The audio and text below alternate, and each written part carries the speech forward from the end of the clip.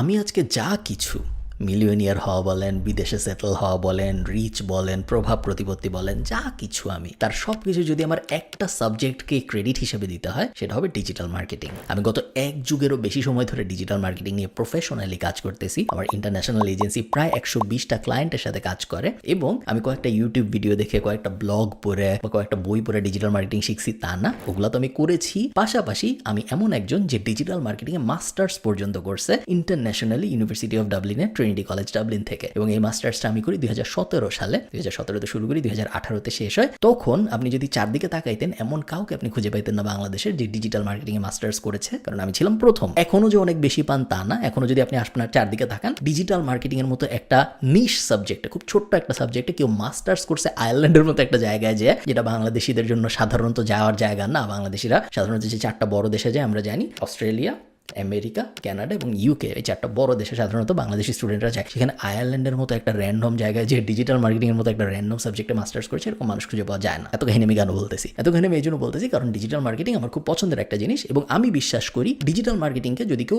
Professionally একদম serious হয়ে career হিসেবে নেয় তাহলে সে জীবনে অনেক কিছু করতে পারবে যা তার কল্পনায়ও ছিল না। এবং এটার বাস্তব উদাহরণ হলো আমি নিজে করে করে দেখছি, আমি নিজে এক্সপিরিয়েন্স করছি এবং নিজের জীবন থেকে আমি একদম প্রমাণ সহ বলতে পারি যদি কেউ প্রফেশনালি ডিজিটাল মার্কেটিং শিখে এবং ডিজিটাল মার্কেটিং নিয়ে কাজকর্ম করে তাহলে তার জীবন অনেক কিছুই হওয়া সম্ভব। আজকের এই ভিডিওতে আমরা 6টা স্টেপের কথা বলবো, যে 6টা স্টেপে আপনিও নিজেকে একজন ডিজিটাল মার্কেটিং প্রফেশনাল হিসেবে গড়ে তুলতে পারবেন। চল শুরু করা যায়। এই ভিডিওটা স্পন্সর করেছে হোস্টিঙ্গার। আপনারা যারা জানেন না হোস্টিঙ্গার কি, আমার এই চ্যানেলে একটা ভিডিও আছে 30 মিনিটের ওয়েবসাইট বানানোর, যেখানে আমি হোস্টিঙ্গার ব্যবহার করে একটা ওয়েবসাইট একদম 30 মিনিটের মধ্যে বানায় দেখাইছি।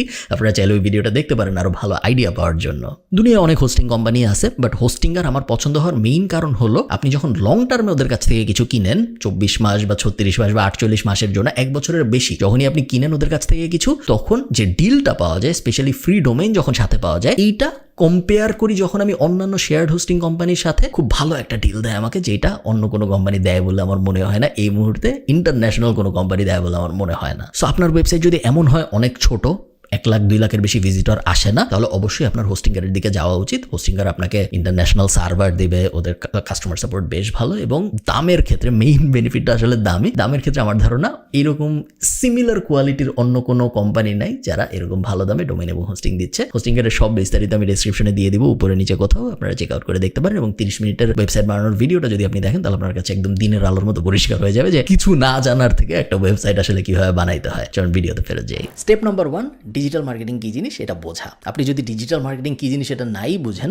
তাহলে তো কোনো কিছুই আসলে হইল না। যে কোনো কিছু শুরু করার আগে ওই ইন্ডাস্ট্রিটা খুব ভালো মতো বোঝা জরুরি। ডিজিটাল মার্কেটিং যদি আমরা বুঝতে চাই তাহলে আমাদের একটু মার্কেটিং ব্যাপারটা বুঝতে হবে। মার্কেটিং কি জিনিস আমরা সবাই কমন সেন্স থেকে জানি। মার্কেটিং হলো এমন পদ্ধতি, যে পদ্ধতিগুলো ব্যবহার করে একজন মানুষকে কোনো একটা প্রোডাক্ট বা কোনো একটা সার্ভিসের কাছে নিয়ে আসা যায়। সরাসরি কিনাইতে হবে না। প্রোডাক্ট বা সার্ভিসের ব্যাপারে জানানো এক ধরনের মার্কেটিং, অ্যাওয়্যার করাও এক ধরনের মার্কেটিং, প্রোডাক্ট বা সার্ভিসের কোনো একটা ফিচারের ব্যাপারে জানানো এক ধরনের মার্কেটিং। অনেক ধরনের মার্কেটিং হইতে পারে, বাট গোল সবসময় সেম, প্রোডাক্ট বা সার্ভিসের কাছে নিয়ে আসবো আমি আমার পোটেনশিয়াল কনজিউমারকে। এই জিনিসটাকেই মার্কেটিং বলে। ইতিহাসে মার্কেটিং ট্র্যাডিশনালি যেভাবে হয়ে আসছে সেটা হলো, আমি রাস্তা দিয়ে হাঁটতেছি, আমি ডাইনে একটা বিলবোর্ড দেখলাম, এই বিলবোর্ডটা কে বসাইছে? একটা কোম্পানি বসাইছে। কেন বসাইছে? কারণ সে তার কোম্পানির বিস্তারিত আমার মাথার মধ্যে দিতে চায়, যেন পরবর্তীতে ওই কোনো প্রোডাক্ট বা সার্ভিস যদি আমি কিনতে চাই সেক্ষেত্রে ওই বিলবোর্ডে আমি যে জিনিসটা দেখছি সেটা যেন আমার মাথায় থাকে। সবসময় কাজ করে এরকম না, but that's marketing. Traditional marketing এর আরো কিছু উদাহরণ কি? টিভিতে আমরা যখন অ্যাড দেখি, রেডিওতে আমরা যখন অ্যাড দেখি, পেপারে আমরা যখন অ্যাড দেখি, আমাদের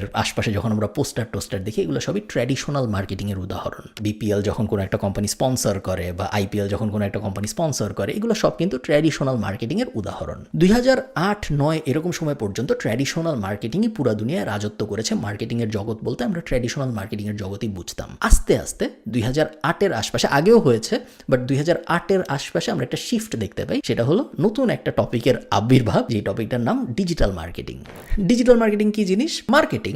সো আমার প্রোডাক্ট বা সার্ভিসকে আমি কনজিউমারের কাছে আনার চেষ্টা করব, সেটা ঠিক আছে, বাট ডিজিটালি। ডিজিটাল প্ল্যাটফর্মকে ব্যবহার করে যখন কোনো একটা প্রোডাক্ট বা সার্ভিস কোনো একটা পোটেনশিয়াল কাস্টমারের কাছে নিয়ে যাওয়ার চেষ্টা করা হয়, ওই ব্যাপারটাকে আমরা বলি ডিজিটাল মার্কেটিং। সো বিলবোর্ড না, ফেসবুক অ্যাড, পেপারে অ্যাড না, গুগলে অ্যাড বা অর্গ্যানিক গুগলে এসইও, নর্মালি রেডিওর ভিতরে অ্যাড না, ইউটিউবে যে ভিডিও চলতেছে ওইটার মাঝখানে একটা অ্যাড। সো ডিজিটাল প্ল্যাটফর্ম ব্যবহার করে আমরা যা কনজিউম করি সেই কনজামশনগুলোর কনজিউমের বাংলা হলো উপভোগ করি বা যা আমরা খাই ডিজিটাল প্ল্যাটফর্মে, ওই ডিজিটাল প্ল্যাটফর্মে আমাদের খাওয়ার মাঝখানে যে বিজ্ঞাপনগুলো আসে সেগুলোকে সাধারণত বলে ডিজিটাল মার্কেটিং। কারণ কথা হলো খুব ভালো কথা, ডিজিটাল মার্কেটিং আসছে, ডিজিটালি আমি মানুষজনকে বিভিন্ন ধরনের অ্যাড দেখাচ্ছি। ডিজিটাল মার্কেটিং এ কোম্পানিরা এত আগ্রহী হইলো কেন? অনেকগুলো বড় কারণ আছে যে কারণে আস্তে আস্তে ট্র্যাডিশনাল মার্কেটিং থেকে বড় বড় কোম্পানিরা ডিজিটাল মার্কেটিং এর দিকে আগ্রহী হচ্ছে। 2008-9 থেকে আমরা শিফট দেখতে পাচ্ছিলাম, 2024-25 সালে এসে তো শিফট ভয়ঙ্কর রকম বেশি, এবং এখন 50-50 হয়ে গেছে অনেক ক্ষেত্রে। 50-50 বলতে 50% ট্র্যাডিশনাল মার্কেটিং, 50% ডিজিটাল মার্কেটিংয়ে চলে গেছে প্রায় সব কোম্পানি। অনেক কোম্পানি আছে যারা 100% ডিজিটালও হয়ে গিয়েছে, যারা ট্র্যাডিশনাল মার্কেটিং করে না, এবং এটার কয়েকটা বড় কারণ আছে। এক নাম্বার কারণ হলো ability to target the right person.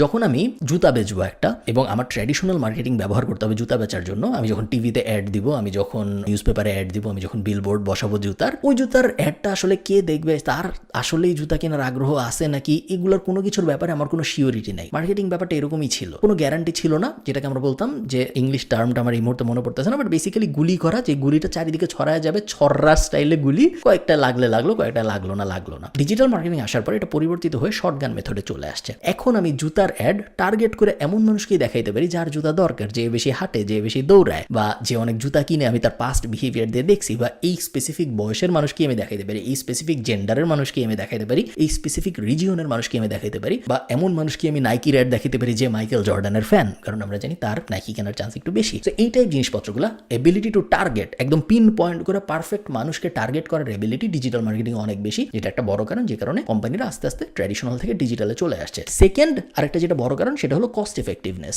দেখেন পেপারে অ্যাড বা বিলবোর্ডের অ্যাড অনেক দামি, ইভেন আজকের দিনেও অনেক বেশি দামি, এবং এটার একটা মূল কারণ হলো রিয়েল এস্টেটের স্বল্পতা। আপনি চাইলেই মহাখালীতে 500 বিলবোর্ড বসাইতে পারবেন না, জায়গায় আছে 10টা। সো যেহেতু জায়গা কম এবং যেহেতু ডিমান্ড বেশি, এই কারণে সব কোম্পানি টার্গেট করে ওই 10টা জায়গা নিতে, এবং এই কারণে দামটা বাড়ে। আমরা সাপ্লাই অ্যান্ড ডিমান্ড